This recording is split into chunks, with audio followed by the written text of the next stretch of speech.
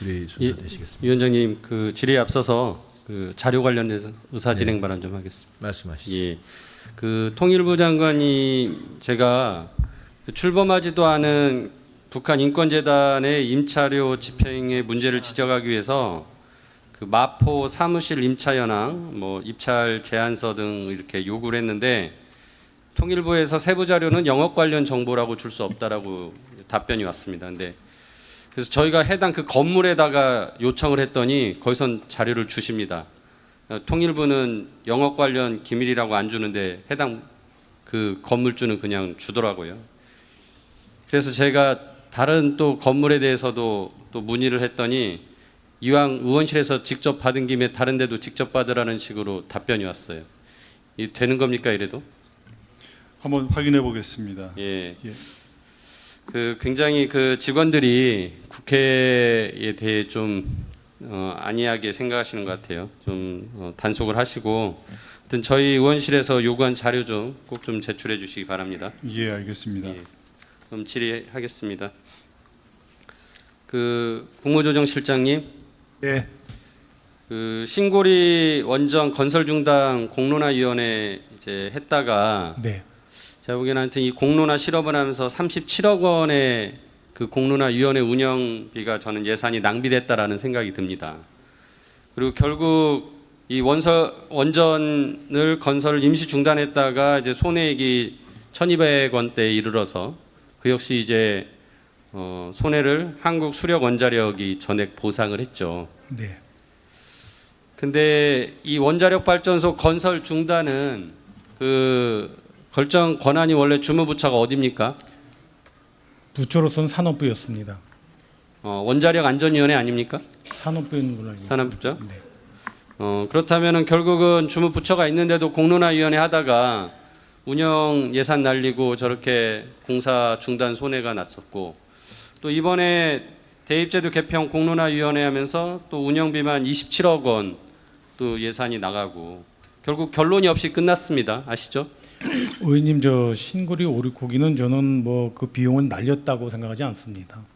그러니까 그런 실험, 그러니까 저는 주무 계속 말씀을 드리면은 신고리 공론화위원회도 그렇고 대입제도 개편 공론화위원회도 그렇고 마찬가지로 다 주무부처가 있어요. 그 주무부처 내에서 충분히 저는 했어야 된다고 봐요. 근데 그거를 공론화위원회라는 어떤 실험을 하기 위해서 했다가 저런 예산들이 낭비가 되고 솔직히 결론도 안 났고 결국 이런 것들이 어떤 책임 회피를 하려는 정부의 그런 모습이다라고 생각을 하고요. 뭐 이런 것을 이제 이 공론화위원회뿐만 아니라 대통령 직속위원회 계속 늘리는 것도 마찬가지라고 생각합니다. 지금 표를 보시면 신설하기로 한 그 완료된 게 9개 위원회가 있고 신설이 확정된 게 2개, 신설 예정이 4개 해가지고 이렇게 위원회들이 계속 또 남발이 되고 있어요. 저는 여기서 저기 신설 완료된 것 중에 광화문 대통령 시대위원회 대체 저기는 뭐 하는 위원회일까라는 생각이 들 정도로 위원회가 너무 남발되고 있다. 좀 국조시설에서 이런 걸 잘 챙겨서 주무부처가 할 일은 좀 하게끔 하시는 게 좋을 것 같습니다. 어떻게 생각하세요? 네, 의원님, 뭐 그 정책의 주 결정 기구는 부처이지만은 또 위원회를 만드는 이유는 업무가 여러 가지 부처와 또 관련되는 것도 있고 또 전문가의 어떤 식견을 잘 의견 수렴하려는 목적도 있어서 저는 그 두 개가 좀 잘 조화롭게 할 수 있도록 좀 해나가도록 하겠습니다. 네, 최근에 재정개혁특별위원회에서 종부세 세제 개편안 냈다가 기재부가 결국은 뒤집고 뭐 지금 국민연금도 외부에서 자문위원회 가지고 뭐 안 만드는 거 가지고서 또 지금 보건복지부가 우왕좌왕하고 저는 이런 게 그냥 내부적으로 꾸려져서 운영이 되면 모를까 이렇게 거창하게 위원회로 출범하면서 예산 쓰고 조직 만들어 가지고는 맨날 이렇게 성과도 없다라는 생각이 들어서 우려가 되는 부분입니다. 아무튼 그 부분 좀 고려하셨으면 좋겠고요. 우리 권익위 원장님, 그 권익위에서 콜센터를 운영하고 있어요. 예. 그 2군데입니다. 과천하고 영등포요. 근데 이게 서로 역할이 다릅니다. 과천이 1센터로 있었는데 과천은 이제 일반적인 민원이 그쪽으로 연결이 오면은 110 전화번호로 오고요. 그다음에 이제 112와 119로 긴급 전화인데 이쪽에 그 민원성 전화가 오면은 이거를 돌려주어서 영등포 이 콜센터가 이제 대응을 합니다. 근데 영등포 콜센터 만들 때 과천 청사에 공간이 없다고 이제 영등포에 따로 임대를 해서 연간 5, 6억 정도 임대료가 나가요. 예.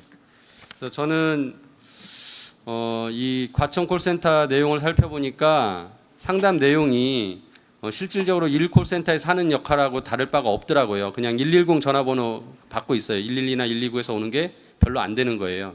그래서 왜 따로 만들었을까라는 생각이 들고 막상 민원 처리 숫자도 과천 콜센터에 비해서는 굉장히 효율성이 낮아서 예산 낭비가 되고 있다라는 생각이 드는데요. 우리 안행부 장관님,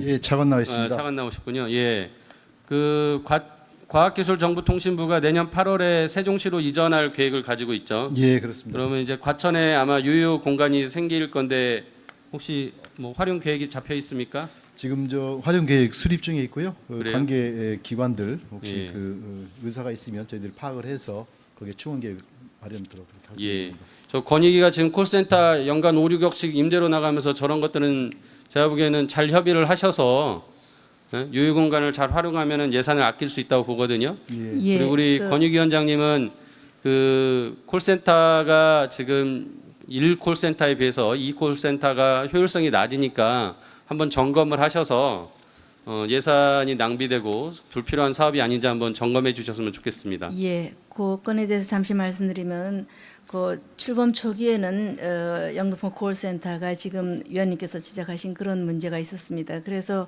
그 인원도 조금 조정을 했고 그러나 이제 출범을 하고 난 지금 시점에는 비긴급으로 넘어오는 그 물량이 상당히 늘었습니다. 그래서 그러나 어쨌든 이 둘로 나눠져 있는 것은 저희도 문제라고 생각해서 올해 말에 이제 계약이 끝나면은 우선 그 통합 발주를 할 계약입니다. 예. 이제 계약도 그리고 과천에 이제 처음에 거기를 들어가려고 했는데 거기가 이제 공간이 없어서 그랬는데 예, 아마 그러니까 이게 이제 행자부 장관님하고 잘 예, 상의하셔서 나가더라도 진행해 리모델링을 주십시오. 하는데 좀 시간이 걸리는 것 같습니다. 예, 알겠습니다. 인사혁신처장님, 네, 그 공정위가 퇴직 공무원들 이제 논란이 돼서 네, 그 공정위 자체적으로 지난 10년 동안 퇴직 공무원들 재취업 현황을 조사해서 발표했다고 했는데요. 네. 제가 지난번 총리님께도 이게 공정위만 할 일이 아니라 모든 부처와 공공기관까지 해야 되지 않겠냐라고 하셨더니 인사혁신처와 상의해서 해보겠다. 그리고 못 바뀔 이유가 없다라고 말씀하셨는데 혹시 내용 받으신 거 있습니까?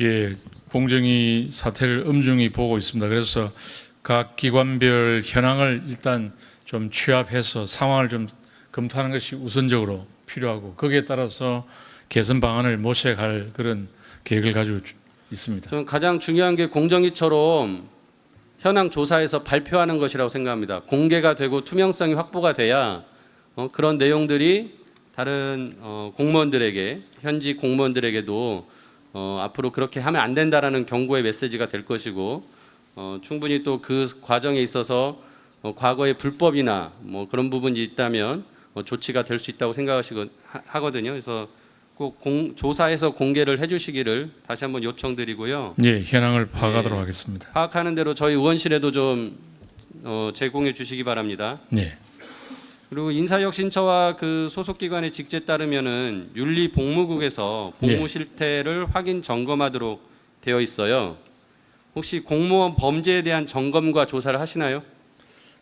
저희가 여러 가지 징계에 관한 업무를 저희들이 관장하고 있습니다. 그래서 위반 사항이 있으면 징계위원회를 소집해서 징계를 결정하고 있습니다. 그러니까 공무원의 범죄 현황과 뭐 네. 이런 것들은 검토하고 계시냐고요. 예, 그러세요? 제가 여쭤보니까 그 특별히 이건 관리하지 않고 있다고 하시던데 아무튼 앞으로 관리를 하셔야 될 거고요. 그 지금 표 보시면은 저게 이제 공무원 범죄와 직무 관련 범죄 뭐 구속이나 이런 관련된 현황입니다.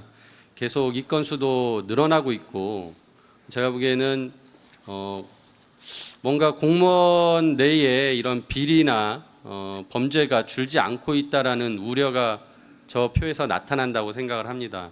우리 혁신처장 인사혁신처장님 좀 이런 부분에 대해서 관리를 잘 하셔야 될 거라고 생각을 하고요. 그 공무원들이 저렇게 비행위로 수사받거나 조사받으면은 중대한 사항이면은 직무를 해제시키고 직무가 해제되면은 그 급여를 30% 삭감하게 돼 있습니다. 예, 직위 해제 조항이 국가공무원법에 명시되어 있습니다. 그래서 예. 중징계를 죽인 자든지 기소된 자든지 이런 경우에는 직위 해제를 하도록 하고 있습니다. 예, 그래서 70%만 지금 급여를 받도록 공무원 보수 규정이 돼 있는데 이게 한도가 없다 보니까 예를 들어서 저희가 조사한 바에 따르면은 성비위 관련해 가지고 구속된 검사는 매달 받던 월급을 매서 70%를 받다 보니까 월 600 이상 받고 상여가 나오는 달도 그 상여를 포함해서 받아요. 그러다 보니까 저기 보시면은 3개월 동안 2,280만 원을 받았어요. 구속된 상황에서. 그러니까 저는 굉장히 적절하지 않다고 생각이 되고 저 70% 기준 너무 많다. 그러니까 생계 유지를 위해서 어느 정도 나가는 건 있을 수 있겠지만 70% 급여는 지나 상한을 두든지 비율을 조정하든지 조치가 필요할 거라고 생각하고요. 우리 인사혁신 처장님 좀 개선 방안을 마련해서 보고를 해주시기 바랍니다. 예, 그 첫 3개월은 70%를 지급하고 그 이후에는 40%를 현재 지급하고 있습니다. 삭감해서 지급하고 있습니다. 예. 예, 의원님의 취지를 파악했습니다. 그래서 그에 관련 사항을 보고 드리도록 하겠습니다. 수고하셨습니다. 다음은 존경하는 백혜련